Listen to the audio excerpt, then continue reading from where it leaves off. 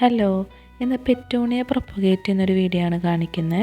Petunia നമുക്ക് കമ്പ് നട്ട് വളർത്താൻ പറ്റുന്നൊരു ചെടിയാണ്.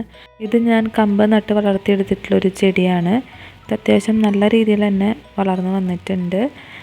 ഈ ഒരു ചെടിയിൽ നമ്മൾ നോക്കുകയാണെങ്കിൽ കാണാൻ പറ്റും നന്നായ രീതിയിൽ മുട്ടുകൾ വന്നിട്ടുണ്ട്, അതേപോലെ പൂക്കളും വന്നിട്ടുണ്ട്. അപ്പോൾ എങ്ങനെയാണ് നമുക്ക് പെറ്റൂണിയയിൽ കമ്പ് മുറിച്ച് നടന്നുള്ളത് നോക്കാം. അപ്പോൾ ഇതേപോലെയുള്ള കമ്പുകളാണ് നമ്മൾ എടുക്കേണ്ടത്. നല്ല ഇളം തണ്ട് വേണം എടുക്കാൻ വേണ്ടിയിട്ട്. ഇപ്പോൾ ചെടിയിൽ ഇതുപോലെ പൊടിച്ച് വരുന്ന നല്ല ഇളം തണ്ടുകൾ ഇങ്ങനെ മുറിച്ചെടുക്കുക. അപ്പോൾ ഞാനിവിടെ ഒരു ബ്ലേഡ് വെച്ചിങ്ങനെ കട്ട് ചെയ്തെടുക്കുന്നുണ്ട്. പിന്നെ ഇതിൽ നിന്നും താഴെ നിൽക്കുന്ന 1-2 ഇലകൾ കട്ട് ചെയ്ത് മാറ്റുക.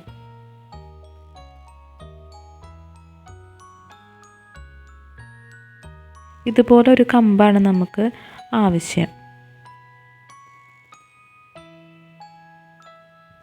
ഇവിടെ ഞാൻ ഇതേപോലുള്ള ഒരു കമ്പും കൂടിയും ഇതേപോലെ കട്ട് ചെയ്ത് എടുക്കുന്നുണ്ട് നട്ട് കൊടുക്കാൻ വേണ്ടിയിട്ട്.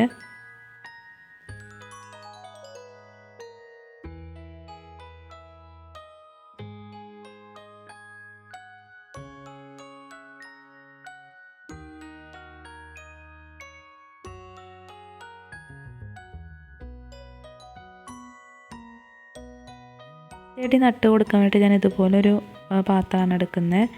അപ്പോൾ എടുക്കുന്ന പാത്രം നല്ല രീതിയിൽ ഡ്രൈനേജ് ഹോളുള്ളൊരു പാത്രമാണ് എടുക്കാൻ വേണ്ടിയിട്ട്. വെള്ളം ഒരിക്കലും ഇതിൽ കെട്ടി നിൽക്കാനായിട്ട് ഇടവരരുത്. അങ്ങനെ ആകുമ്പോൾ ചെടിയുടെ തണ്ട് ചീഞ്ഞ് പോകാനുള്ള ചാൻസ് ഉണ്ട്.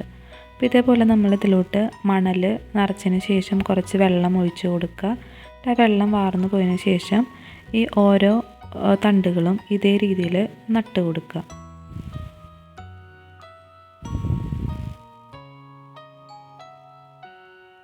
ഇത് നമ്മൾ കുറച്ച് ദിവസം തണലത്ത് വേണം വയ്ക്കാൻ വേണ്ടിയിട്ട്. അതിന് ശേഷം അടിയിൽ വെയിലൊക്കെ വന്ന് കഴിയുമ്പോൾ ആ പ്ലാന്റ് നല്ല രീതിയിൽ വളർന്നു വരും.